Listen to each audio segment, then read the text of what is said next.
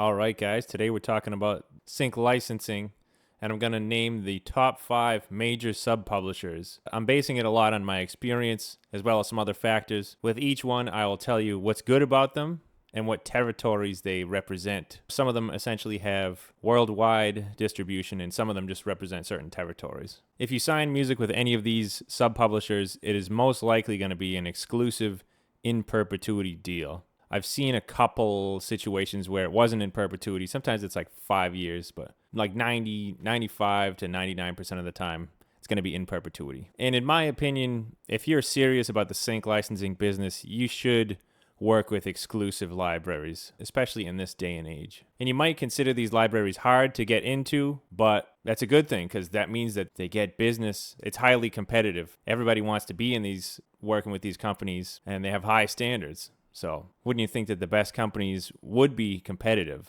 And that is what the case is. So they have high standards, but if you get in, you'll probably do very well. When you submit to exclusive libraries, you typically want to send them a full album of one style of music, unpublished. So you don't want this stuff to be already on Spotify and Apple Music and all that stuff. I did a separate video on how to license your artist music. I'll link it somewhere, but this stuff that we're talking about is strictly music that's written for sync. Okay. Lastly, I just want to say, after I rank the top 5 sub-publishers, I will also give you some more honorable mentions. So there's a few more major labels to consider, and partially some of that is just that I don't have as much experience with them. But here we go. I'm ranking the top 5 sub-publishers based on my personal experience. Number 1 is Universal. So Universal has great worldwide distribution, so they're available in pretty much all the major territories and some of the minor ones too. They have good sync fees, good backend royalties. So across the board, I would say they're just awesome. So not every library is going to be worldwide through Universal. Sometimes they'll sub-publish, like, say, some European countries with Universal, and then they'll do some other ones in other territories, for example. My experience is one library that I work with has Universal worldwide. Another one does Universal for everything except the US and Canada. And some other ones just have scattered territories. So number 1, Universal. Great. If you can get into a library that's especially worldwide through Universal, then definitely do it. Number 2, APM. Okay, this is a big licensing sub-publisher based in the US and Canada. So they only license music to the US and Canada. So a library that's going through APM is probably going to have other sub-publishers in other territories like Europe and Asia and everything. You do want as many territories covered as possible. But APM for the US and Canada is great. So they have good sync fees from my experience. They get music on a lot of sports and reality TV.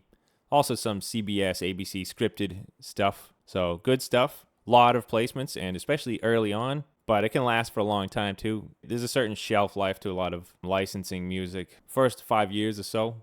And that probably goes for all these ones I'm going to mention. The first 5 years or so is probably the heyday of your catalog. So APM's another great one. Number 3 is Sonaton. You may not have heard about this one, okay? This is a company that licenses music in Germany and Austria. You can kind of think of it like the APM of Germany and Austria. I don't say that to mean that they get a lot of sports placements, but they're just a happening company in that territory. And the biggest flex of these guys, I would say, is good back-end royalties. The sync fees and stuff, from my experience, not necessarily as good as the other ones, but the back-end royalties from Germany, in my experience, have been better than the US. Just, it's the best country to get back-end royalties from my experience. By the way, you guys might rank these differently. If you have different rankings, you let me know in the comments, because it's all based on personal experiences. Let me also say, for Universal, I'd say I have 40, 50 tracks. APM, 60 or 70, probably. Sonaton, I have a lot, at least like 80 to 100. But yeah, so Sonaton, that's another one where if they're sub-publishing through Sonaton, you'll want the library to have representation in other territories too. But as far as them being in Germany and Austria, that's like pretty much the best you can get, I think. So for example, between even those first 3 that I mentioned, you might have a library that publishes through APM for the US and Canada, Sonaton for Germany and Austria, and Universal for the rest of the world. That would be like the golden ticket right there. If you come across even any combination of that, I would say that library is definitely one that would be good to work with. Okay? Number 4, Warner Chappell. I'm sure you guys all know about Warner Brothers. That's their production music entity that they have. Warner Chappell's a good one. They have good distribution to a lot of the territories. Not every major territory in the world, but probably more than half of the ones that like Universal has. So a good chunk. It's not as streamlined like APM where it's mostly sports and stuff. Warner Chappell, I've gotten, a variety of stuff. I would say probably more like streaming, Netflix and Hulu and stuff, more of that through Warner Chappell. So they're good. I ranked them lower. If they were worldwide distribution, they might be ahead a little bit. And then sync fees, less than the other ones, I guess. But I also have less experience with them. I have about 25 tracks in Warner Chappell with more on the way, actually. I have 2 albums that are going to be published. I'll almost double my catalog there. So I'll keep you guys informed about some of these things going forward. Okay, and then number 5 is BMG. They have worldwide distribution. I even thought about swapping these two, Warner Chappell and BMG. It's a loose order, but whatever. Worldwide distribution. And I've noticed for BMG, the Netherlands is especially a territory that a lot of libraries will sub-publish through. Some of them just go worldwide through BMG, and they pretty much cover the territories that Universal does. Sync fees. So I know people who have gotten some pretty good ones. The sync fees won't be as good probably as APM or Universal, but if you have a good enough catalog, then you probably will get some. I know other people who do a lot better than me with BMG tracks, and I have done better than them with, say, APM. So once again, it's not a one-size-fits-all thing. Depends what kind of music you're doing and just how well it does on these sites. Okay, on to the honorable mentions. A few more major, what I consider to be major sub-publishers. One of them is Megatrax, okay? That's a U.S. They do the U.S. They think they do other territories as well. By the way, I should have mentioned this. On Warner Chappell, you can actually go on their website and look at which territories they do represent. So if you want to check out that list there, that's good. Universal is everything. APM is, as I said, U.S. and Canada. Sonaton is Germany and Austria. So those are pretty straightforward. But Warner Chappell, take a look at it. And along those lines, too, for Warner Chappell, you might see something where, they go through, BMG for this, and this, and then Warner Chappell for the rest of the world. So that's a common thing. A lot of libraries will go Warner Chappell for all available territories, and then they'll supplement the rest of the countries with whatever other sub-publishers they can get. So back to, Megatrax. You can even look up this too. Megatrax is in the U.S. and a few other countries. Looks like some Latin American countries. So my experience with them is there's one library that I work with where I have, 25 tracks. They sub-publish in the U.S. through Megatrax. Seems solid. I don't have too much experience with them. I've only been with that library for less than 2 years, I think. Maybe about 2 years. I think I've seen a few placements from it. But the library that publishes through them is based in Europe somewhere. By the way, a lot of these sub-publishers, once the original library releases the music, the sub-publisher might take 3 to 6 months to put it on their site. So there's a bit of a lag between when the original library publishes it on their site and the sub-publisher does it. Not always, but for Megatrax, I have seen that happen. All right, another honorable mention is KPM. I do have some music in the pipeline with them. So I've signed some music, but it's not live yet. This is why it's an honorable mention. I know that they're a major player, but I just don't know enough from my experience to say how good they are. They're formerly called EMI, so you probably have heard of that. They only switched within the last 2 or 3 years to KPM. I will say there was a KPM library that was interested in some of my music, but they were not offering to split the sync fees with the composer, so I didn't do it. Yeah, don't do a deal like that. If you respect your music and you want to make as much money as possible, then you'll be shooting yourself in the foot by doing a deal like that.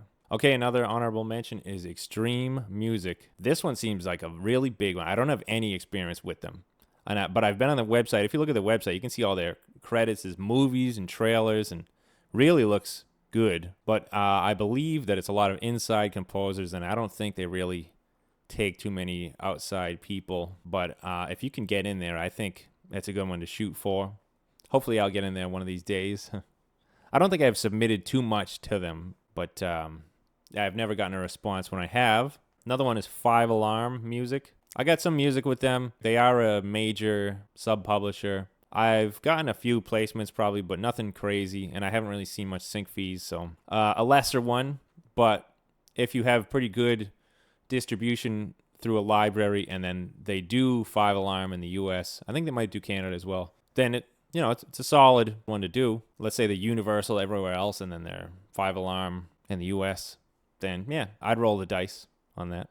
Okay, so that's the big ones. So when libraries work with sub-publishers, the sub-publishers do take a cut of the sync fees off the top, as well as the publishing backend royalties. The publishing backend royalties, that doesn't matter to us. That is the library that's going to see a cut into their royalties. We won't see that because we sign away the rights of the publishing anyway when we work with these libraries. We keep the songwriter share, they keep the publishing share. The sync fees matter to us, though.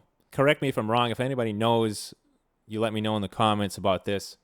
But I think that a lot of these sub-publishers take about 25% off the top for sync fees before paying the composer and the library. It sounds like it's not ideal. It's not ideal, but I think it is worth it in my opinion because we still get solid sync fees. For example, let's say that it was a $1,000 placement, all right, that the, Warner Chappell got. They might take 25% off the top, or $250. Leaving the library and the composer to split the rest, which is $375. So $375 off a $1,000 placement. Yep, not ideal, but these are the companies, these big publishers are the ones that do get sync fees. A lot of independent libraries don't really get sync fees. They do blanket licenses, which is just like a station will pay a few $1,000s or whatever to use the music for 1 year. And then they divide it up. It doesn't end up being much. So a major sub-publisher, they'll get sync fees. You'll get a lesser cut of it. If anybody watches the show Shark Tank, it's like, would you rather have 100% of a grape or 20% of a watermelon? So it's kind of like the 20% of the watermelon thing. You're getting a smaller chunk of a bigger pie. But yeah, independent libraries, they won't usually get too many sync fees. But if they do, they would split it 50-50 with you. So if there's an independent library that you work with where they do get good sync fees, then stick with them. And I would keep submitting music to them because that is a little bit harder to come across. That's my 2 cents on the top 5 major sub-publishers. These are the list of a lot of the major sub-publishers that exist in the music licensing world. Yeah, I hope you guys found this helpful. A lot of people say like, oh, what's the best library to put your music in? And my answer would be any of those top 5 sub-publishers and a library that works with one or more of them, or even the honorable mentions. If they work with them, it's definitely worth the shot. That's it, guys. Thanks for watching. Be sure to subscribe, and we'll catch you in the next one.